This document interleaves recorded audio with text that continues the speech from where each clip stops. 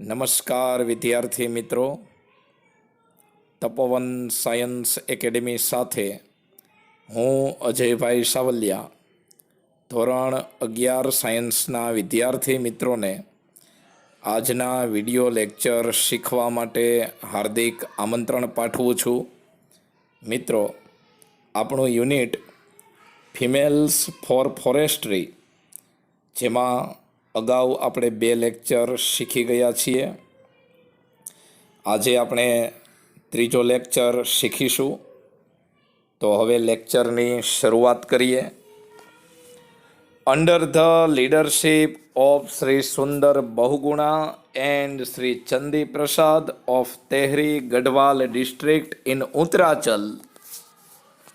ઉલટેથી, ઉત્તરાચલમાં તેહરી ગઢવાલ જિલ્લાના 2 વ્યક્તિઓ શ્રી સુંદર બહુગુણા અને શ્રી ચંદી પ્રસાદની નેતાગીરી હેઠળ ટ્રી લવર્સ કેમ ફોરવર્ડ, વૃક્ષ પ્રેમીઓ આગળ આવ્યા. શેના માટે? To save the deodar forest, દેવદારના જંગલોને બચાવવા માટે. એ દેવદારના જંગલો that lie on the slope of Himalayas, કે જે હિમાલયના ઢાળ ઉપર પડેલા છે. લાય એટલે પડેલું હોવું, સ્લોપ એટલે ઢાળ. ફરીથી પેલી લાઈન જોઈએ. ઉત્તરાચલમાં તેહરી ગઢવાલ જિલ્લાના શ્રી સુંદર બહુગુણા અને શ્રી ચંદી પ્રસાદની નેતાગીરી હેઠળ વૃક્ષ પ્રેમીઓ એ દેવદારના જંગલોને બચાવવા માટે આગળ આવ્યા, જે જંગલો હિમાલયના ઢાળ ઉપર પડેલા છે. ઇન ધીસ મૂવમેન્ટ, આ ચળવળમાં, tree lovers used to embrace the trees. Embrace એટલે ભેટવું, સમાનાર્થી થાય હગ. આ ચળવળમાં tree lovers used to embrace the trees, વૃક્ષ પ્રેમીઓ વૃક્ષોને ભેટતા હતા. શેના માટે?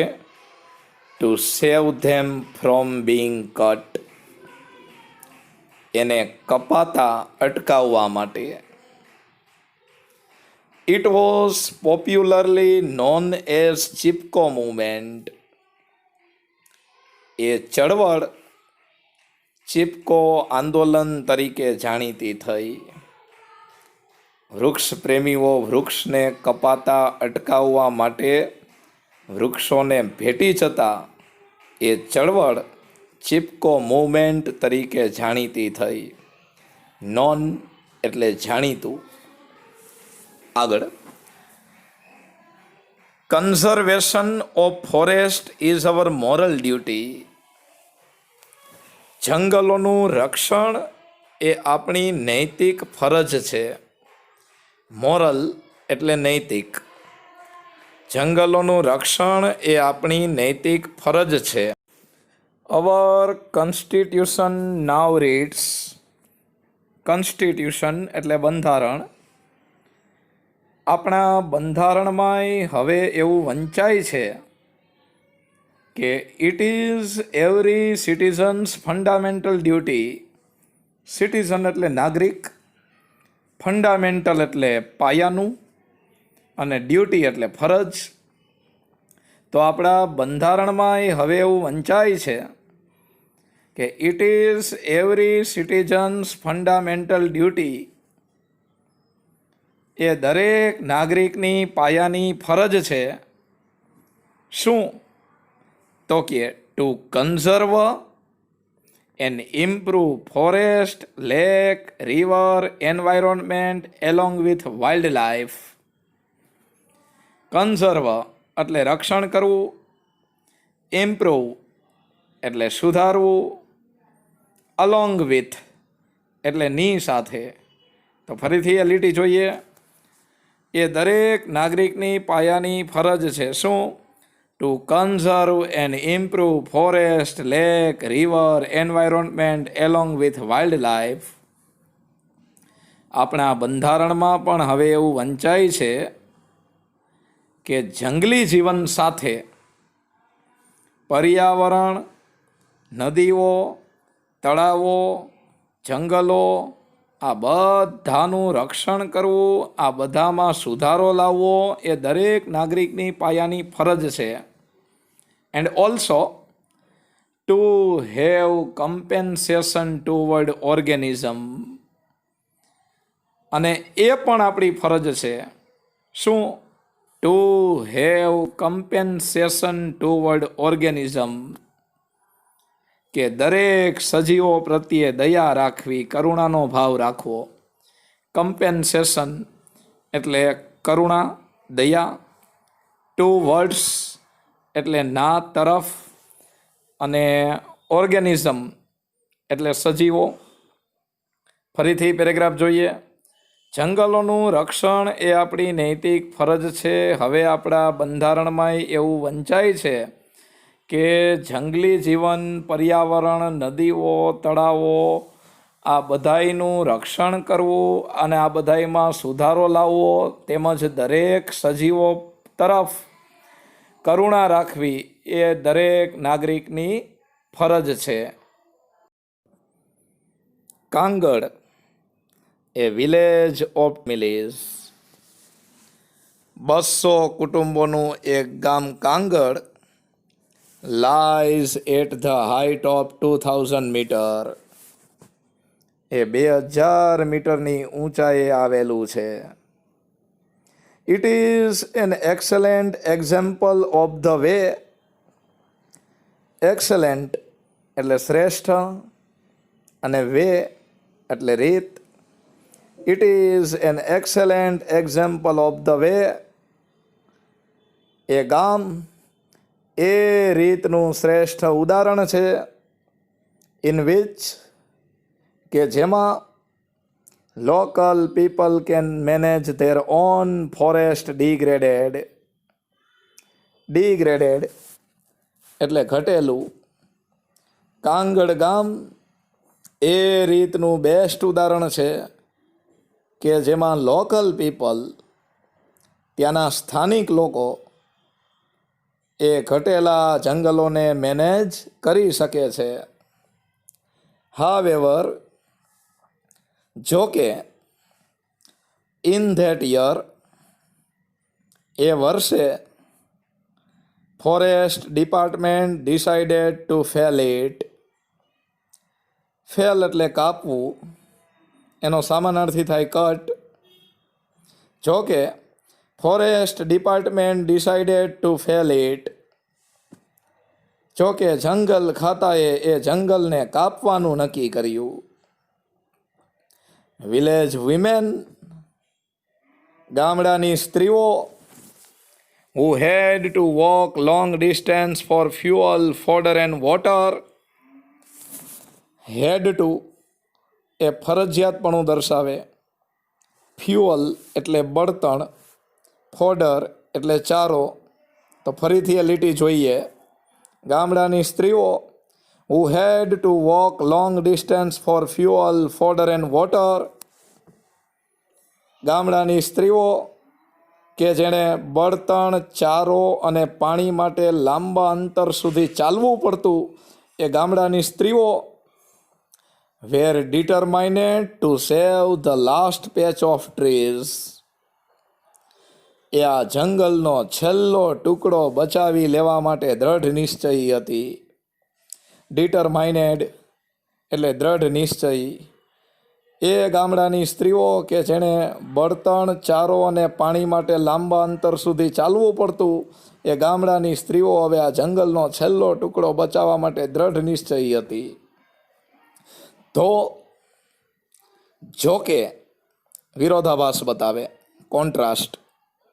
જોકે men of Kangad were offered work by forest department. જોકે કાંગડ ગામના પુરુષોને જંગલ ખાતા દ્વારા કામની ઓફર કરવામાં આવી. શેનું કામ? ટુ કટ ધ ટ્રીઝ, વૃક્ષોને કાપવાનું કામ. એક બાજુ ગામની સ્ત્રીઓ જંગલોને બચાવવા માટે દ્રઢ નિશ્ચયી હતી, તો બીજી બાજુ જંગલ ખાતાએ ગામના પુરુષોને જંગલો કાપવા માટે નોકરીની ઓફર કરી. જે સ્ત્રીઓ જંગલોને બચાવવા માટે દ્રઢ નિશ્ચયી હતી એ જ સ્ત્રીઓના પતિઓને જંગલ ખાતાએ જંગલ કાપવાનું કામ સોંપ્યું. એઝ એ રિઝલ્ટ, પરિણામ સ્વરૂપે, there was a conflict between the village men and women. conflict એટલે વિવાદ અથવા સંઘર્ષ. પરિણામ સ્વરૂપે ગામડાના પુરુષો અને સ્ત્રીઓ વચ્ચે સંઘર્ષ શરૂ થયો. આફ્ટર 4 months of resistance, 4 મહિનાના પ્રતિકાર પછી, 4 મહિના સુધી સંઘર્ષ ચાલ્યા પછી, the women succeeded in saving their forest. સ્ત્રીઓ પોતાનું જંગલ બચાવવામાં સફળ થઈ. 4 મહિના સુધી લડત આપ્યા પછી સ્ત્રીઓ જંગલોને બચાવવામાં સફળ થઈ. ધ વિમેન્સ ઓર્ગેનાઇઝેશન, સ્ત્રીઓની સંસ્થા, જેનું નામ છે મહિલા મંગલ દલ.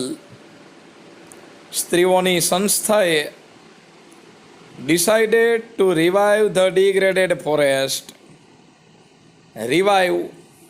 રિવાઇવ એટલે સજીવન કરવું, અને ડિગ્રેડેડ ફોરેસ્ટ એટલે ઘટેલા જંગલો.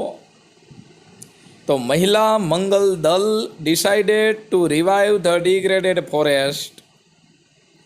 મહિલા મંગલ દલે ઘટેલા જંગલોને સજીવન કરવાનું નક્કી કર્યું. On the basis of the number of cattle owned by each family. Basis એટલે પાયો, નંબર ઓફ એટલે સંખ્યા પ્રમાણે, કેટલ એટલે ઢોર. તો on the basis of the number of cattle owned by each family, દરેક કુટુંબ દ્વારા માલિકીના ઢોરની સંખ્યા પ્રમાણે, દરેક કુટુંબ દ્વારા માલિકીના ઢોરની સંખ્યાના પાયા પર, એ સંખ્યા પ્રમાણે કન્ટ્રીબ્યુશન વેર રેઇઝડ, ફાળો ઉઘરાવવામાં આવ્યો. કન્ટ્રીબ્યુશન એટલે ફાળો. અને ફાળો શેના માટે ઉઘરાવવામાં આવ્યો?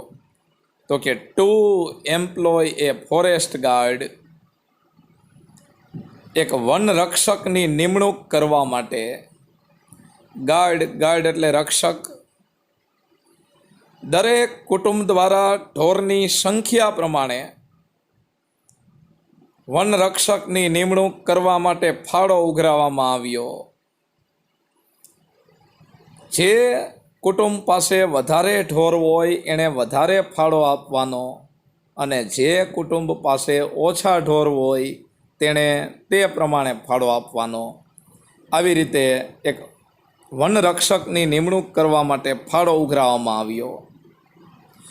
એ વનરક્ષક who was paid ₹300 per month, એ વનરક્ષક કે જેને દર મહિને ₹300 ચૂકવવામાં આવતા. ફોર 3 years, 3 વર્ષ સુધી એરેન્જમેન્ટ વર્કડ વેલ, આ વ્યવસ્થાએ સારી રીતે કામ કર્યું. 3 વર્ષ સુધી વનરક્ષકની નિમણૂક થઈ, આ વ્યવસ્થા સારી રીતે ચાલી. ધેન પ્રોબ્લેમ એરોઝ, પછી બધી સમસ્યાઓ ઊભી થઈ. એરાઇઝ એટલે ઊભું થવું, ઉપર ઉઠવું, એનું ભૂતકાળ એરોઝ. 3 વર્ષ સુધી તો વનરક્ષકે બરાબર કામ કર્યું, સમસ્યાઓ પછી ઊભી થઈ. Forest guard became negligent. આ વનરક્ષક એ એકદમ બેદરકાર બની ગયો. નેગ્લિજન્ટ એટલે બેદરકાર. આ વનરક્ષક બેદરકાર બની ગયો. એન્ડ પ્રોટેક્શન વોઝ લૂઝ, અને રક્ષણ ઢીલું પડ્યું. લૂઝ એટલે ઢીલું. જંગલોનું રક્ષણ એ ઢીલું પડી ગયું. Once the women discovered this,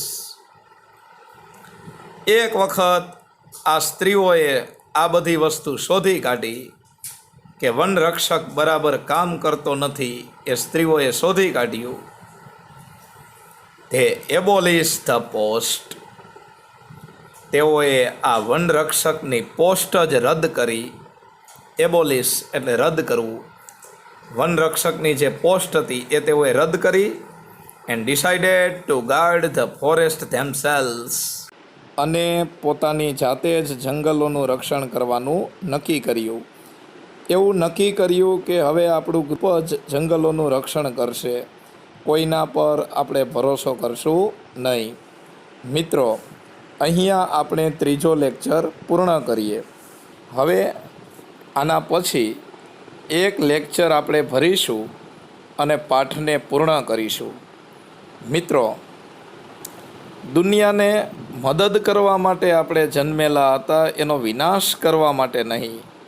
તો પછી આપણે પર્યાવરણનો વિનાશ શા માટે કરી રહ્યા છીએ? થોડું વિચારો.